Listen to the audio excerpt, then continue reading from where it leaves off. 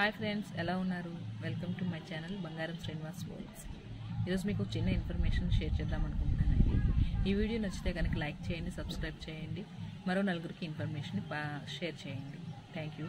ఇక వీడియోలోకి వెళ్తే నేను ప్రెగ్నెన్సీ ఉమెన్స్ గురించి చెప్పాలనుకుంటున్నాను. ఎందుకంటే కొంతమంది వాళ్ళ కోడలు కానీ అత్తగారులు అంటారు, మా కోడలు అబ్బాయిని ఇవ్వలేదు, అమ్మాయిని ఇచ్చింది అంటే. ఇవి కోడల చేతులు, ఆడవాళ్ళ చేతుల్లో ఉండదండి అమ్మాయిని ఇవ్వటం కానీ అబ్బాయిని ఇవ్వటం కానీ. ఎందుకంటే ఆడవాళ్ళ యొక్క అండాలు కేవలం ఒక క్రోమోజోమ్ అంటే ఎక్స్ అనే క్రోమోజోమ్ మాత్రమే క్యారీ చేస్తాయి. అదే మగవాళ్ళ కణాలలో అంటే స్పర్మ్ కణాల్లో రెండు రకాల క్రోమోజోమ్స్ ఉంటాయి. అది ఎక్స్ క్రోమోజోమ్ ఒకటి, వై క్రోమోజోమ్ ఒకటి. ఆడవాళ్ళ క్రోమోజోమ్తో ఏది జత కడితే అంటే ఎక్స్ క్రోమోజోమ్ జత కడితే, మగవాళ్ళ నుండి ఎక్స్ క్రోమోజోమ్ జత కడితే ఆడబిడ్డ పుడుతుంది. అదే వై క్రోమోజోము ఆడవాళ్ళ అండంలో ఉన్నటువంటి ఎక్స్ క్రోమోజోమ్తో జత కడితే మగబిడ్డ పుడతారు. ఇలా జెండర్ అనేది డిటర్మైన్ చేయగలిగేది కేవలం స్పర్మ్ కణాల నుంచే.